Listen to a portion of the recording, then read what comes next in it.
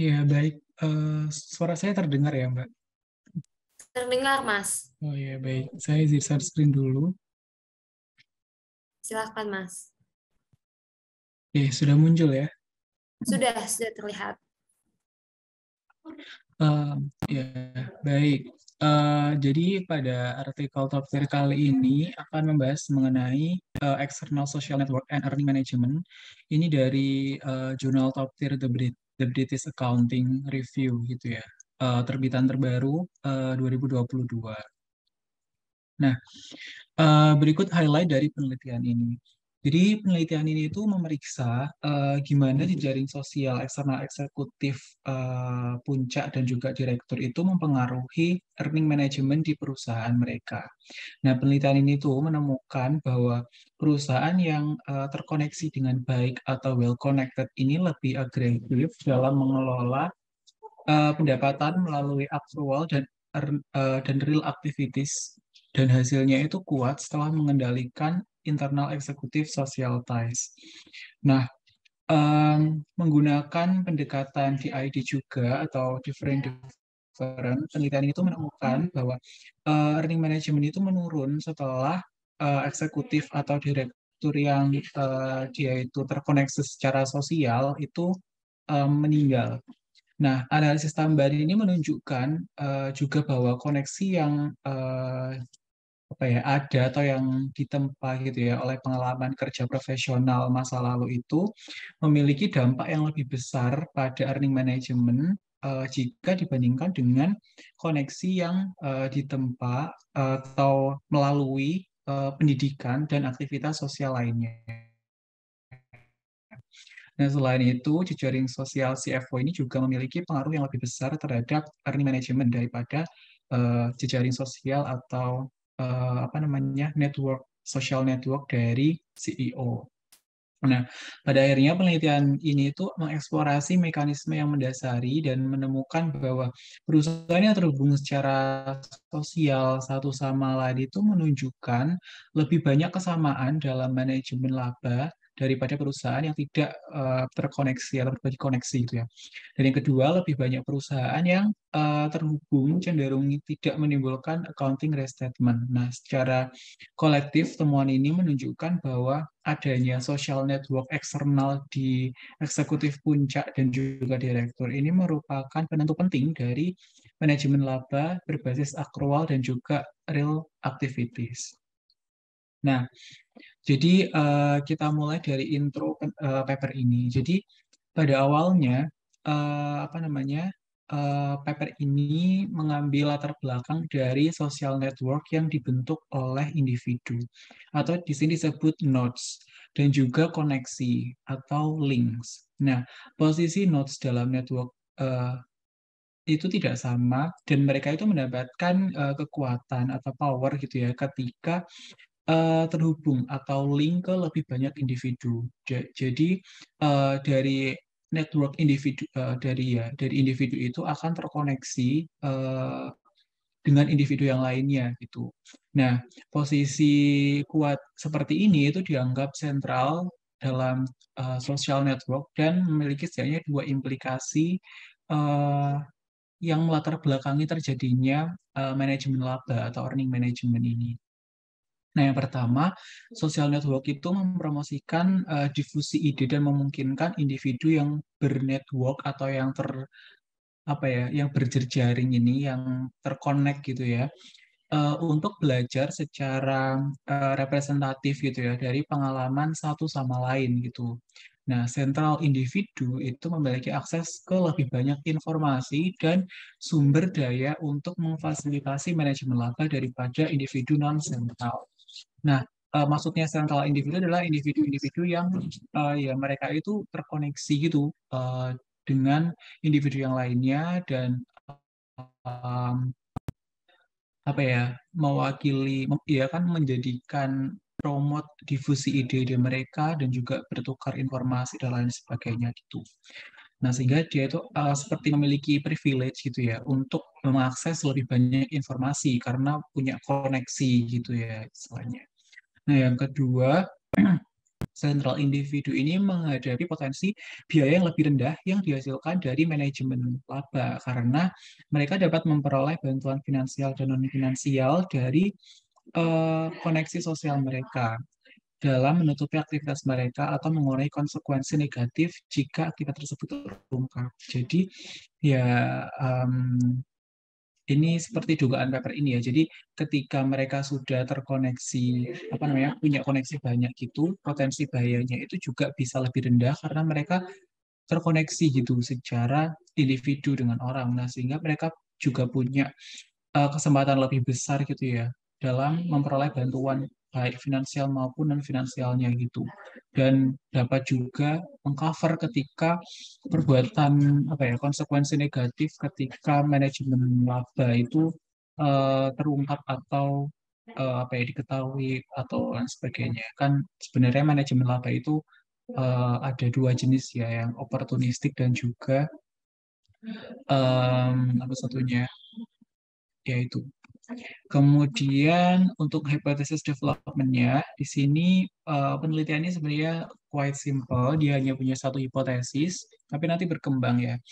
Nah, jadi hipotesis dalam penelitian ini adalah perusahaan yang yaitu more external connection atau dia itu lebih banyak koneksi eksternal gitu ya. Itu akan more likely to manage earning. Dia itu akan lebih sering atau ini ya lebih cenderung untuk memanajemen laba gitu ya. Nah, termasuk accrual dan juga real activity based earning management.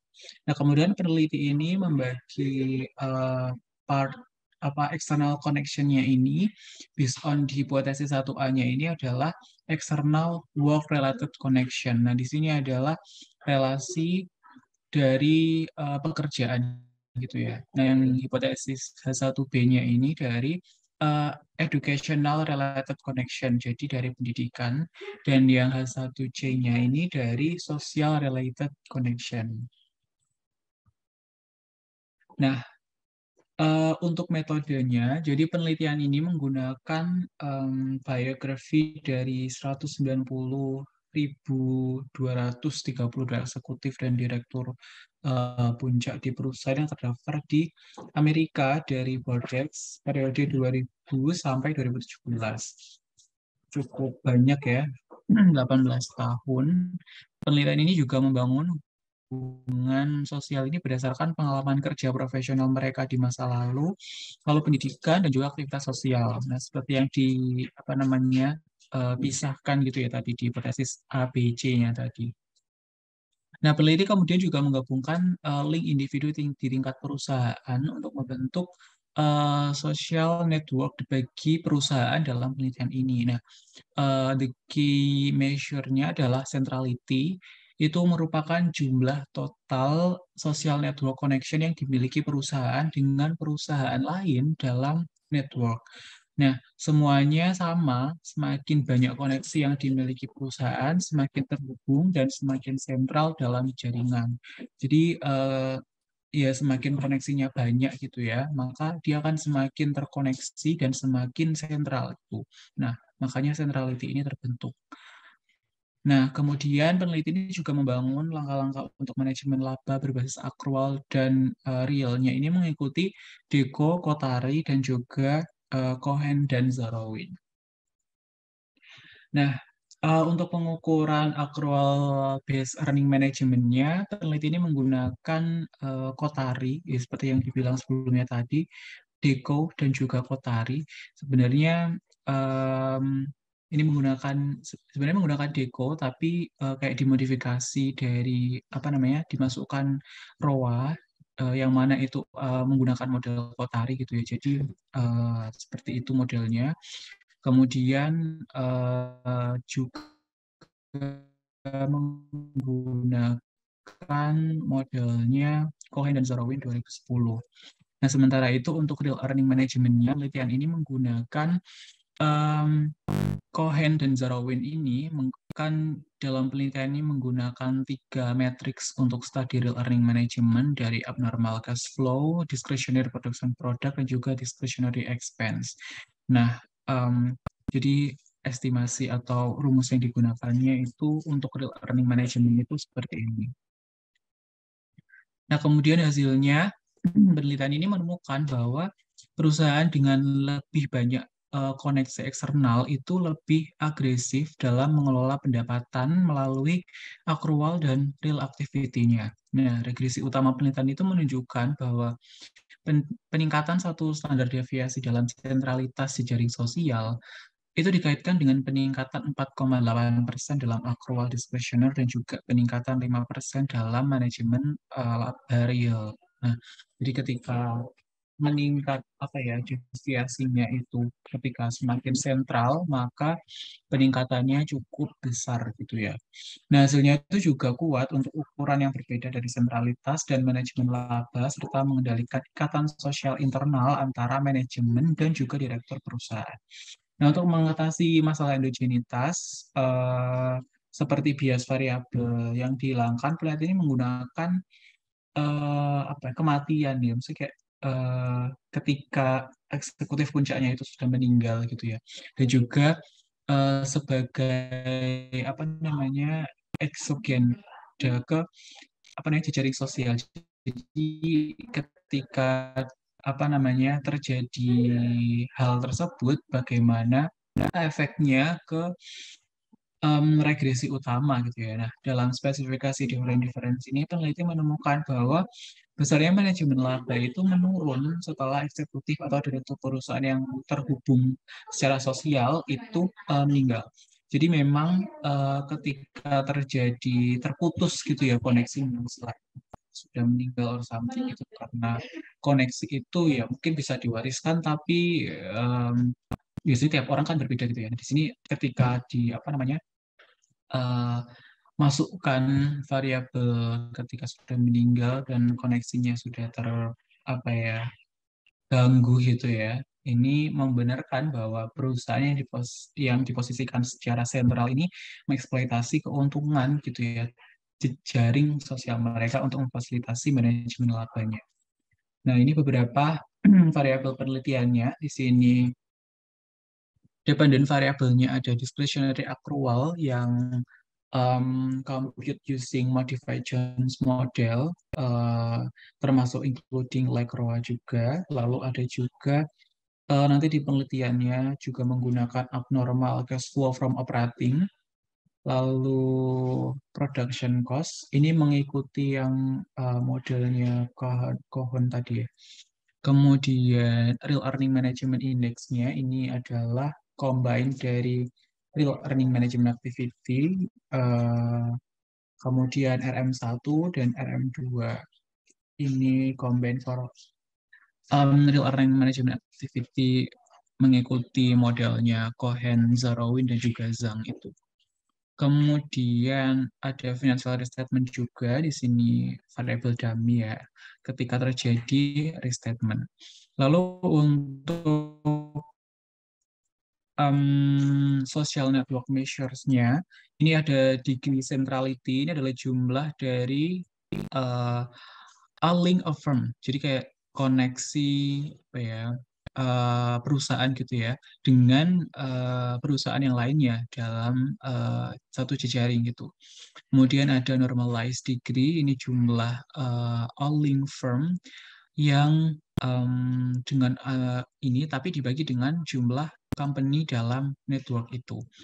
Nah, kemudian bedanya sama yang centrality ini adalah jumlah dari perusahaan yang terkoneksi gitu ya dalam satu network, sedangkan yang normalized degree ini jumlah koneksinya, tapi dibagi dengan jumlah perusahaan yang ada di network itu gitu.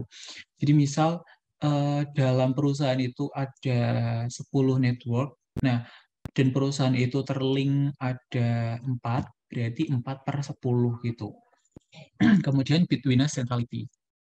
Nah, ini the sum probabilitas antara possible company pair that shortest path between two company path through the firm. Lalu ada juga closeness centrality. Ini adalah inverse dari sum of theoretic distance to all company from the firm. Kemudian ada eigenfactor centrality. Ini adalah score based on the concept connection-nya tadi. Dan equal connection to non-central firm.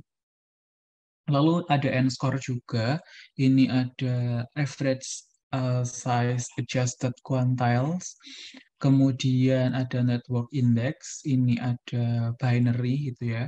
Lalu ada network strength, ini adalah the number individual link between two firms, lalu ada CEO ties.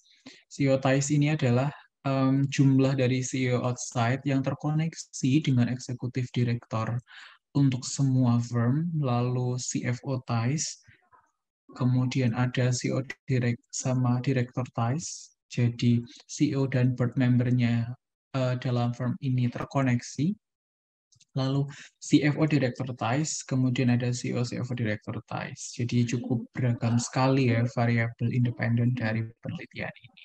Nah, kita akan lihat tabelnya langsung di artikelnya.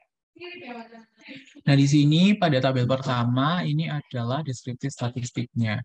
Seperti biasa ya, ini cuma deskriptif statistik. Cuman di sini yang menarik adalah jumlah sampelnya cukup besar, dan juga all independent variable ini di lag, jadi lag 1 year. Ini ada Pearson correlation-nya. Nah, kemudian yang kedua ini adalah main result-nya, social network centrality dan earning management. Nah, di sini discretionary accrual ini menunjukkan earning management yang spesifik ke 112, kemudian yang 34 ini yang real earning management-nya. Nah, di sini bisa dilihat bahwa baik dalam discretionary accrual maupun yang real earning management, degree centrality maupun normalized degree ini menunjukkan hubungan yang positif signifikan gitu ya, dalam level 1%, which is ini sangat tinggi sekali. Kemudian R-square-nya sekitar 14 dan 29%. Kemudian yang kedua ini ada centrality and earning management for different network type. Jadi penelitian ini juga memisahkan tipe-tipenya gitu, tipe-tipe koneksi gitu ya. Di sini dari centrality work, kemudian education sama sosial. Nah, di sini juga menunjukkan hasil yang konsisten, yaitu yang positif signifikan gitu ya kalau dilihat. Ya mungkin ada beberapa yang nggak signifikan, satu aja sih ini. Kemudian penelitian ini juga melihat different tadi ketika terjadi kematian, di mana penelitian ini menggunakan treatment kematian dari 231 death event gitu ya dari centrality-nya. Nah, di sini menunjukkan bahwa hubungannya jadi negatif signifikan ketika diinteraksikan. Nah, yang mana ketika terjadi kematian dari board yang terkoneksi itu bisa menurunkan gitu ya. Potensi earning manajemennya itu menjadi berkurang. Kemudian di sini ada juga centrality and earning management after controlling internal COCF director ties. Nah, di sini juga ditambahkan kontrol di mana degree centrality ketika terjadi CEO CFO-nya itu memiliki ties, kemudian direkturnya dan juga CFO-nya sendiri gitu. Nah, di sini hasilnya juga masih tetap signifikan gitu. Kemudian untuk additional ties-nya pada tabel 6 ini menunjukkan information channel ini para West connection and earning management. Nah, maksudnya apa? Di sini peneliti juga menggunakan regresi result for the gravity model. Nah, saya juga kurang familiar dengan modelnya ini, tapi dia mengikuti penelitiannya Thomson ini ya. Nah, di sini menunjukkan bahwa di sini kan kalau kita lihat untuk discretionary accrual dan juga real earning management-nya, ini hubungannya menjadi negatif signifikan ya setelah mengontrol beberapa hal yaitu ada board interlock, kemudian auditor dan juga industri. Ini kontrolnya ini menggunakan delta ya atau perubahan gitu.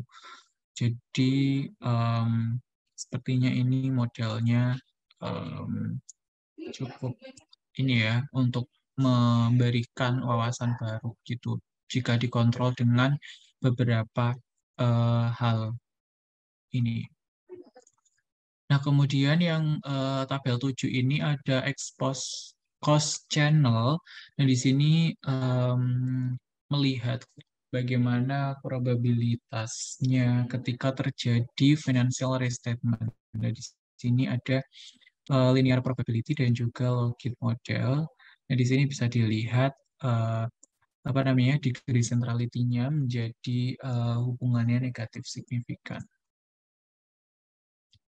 Nah, kemudian apa namanya penelitian ini juga membreakdown yang real earning management-nya itu ada apa namanya eh, ABCFO, AB itu inilah pokoknya. Ini apa namanya juga menunjukkan hasil yang konsisten juga gitu ya untuk degree centrality-nya yaitu positif signifikan. Nah, ini maksudnya di breakdown gitu yang real earning management-nya tadi. Nah, kemudian penelitian ini juga menggunakan alternatif measure. Di sini menggunakan eh, degree, betweenness, closeness, eigenvector, dan juga n-score. Nah, yang mana hasilnya juga cantik ya, apa namanya, positif signifikan semuanya.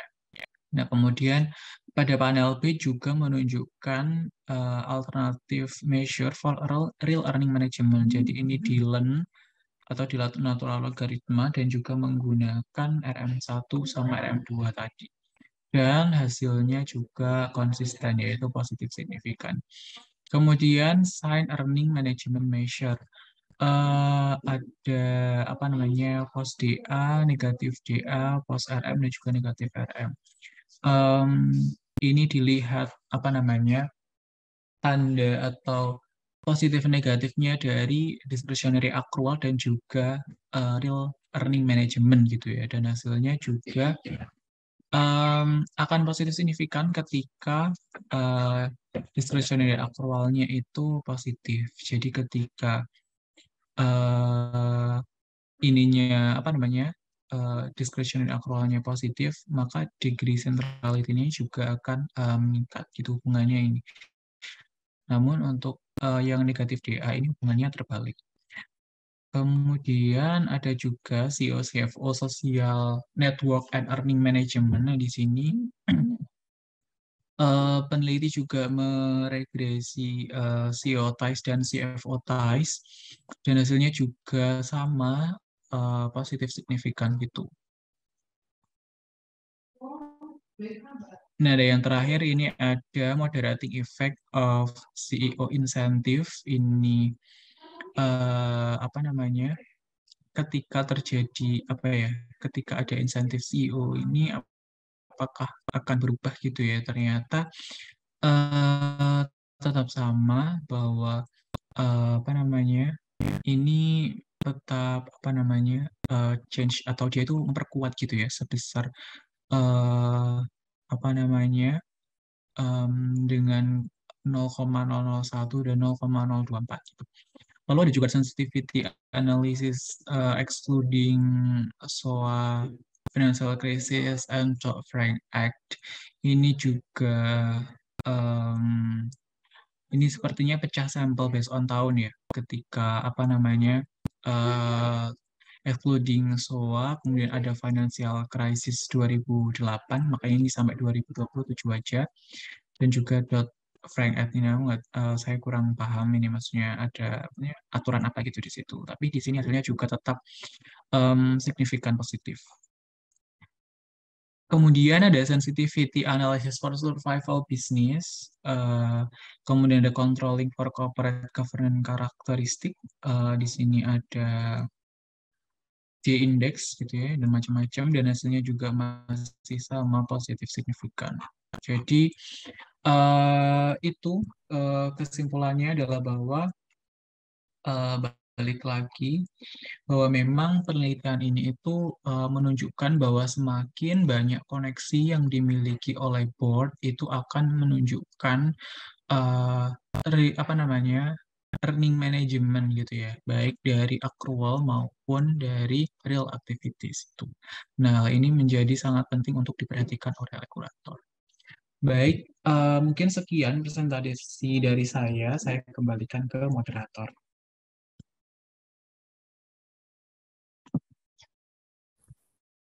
Baik, terima kasih Mas Adib atas presentasinya. Lalu kita masuk ke agenda berikutnya yaitu sesi tanya jawab. Jadi apabila Bapak dan Ibu sekalian yang hadir hari ini memiliki pertanyaan mengenai artikel yang tadi dibahas oleh Mas Adib, dipersilakan untuk bertanya secara langsung.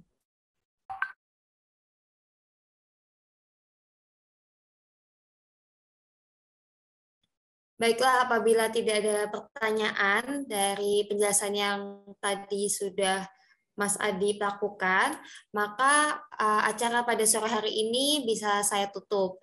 Terima kasih untuk Mas Adib atas penjelasannya mengenai review artikel tadi dan juga kepada Bapak dan Ibu sekalian yang sudah menyempatkan hadir sore hari ini. Saya mohon maaf apabila ada salah kata dan perbuatan.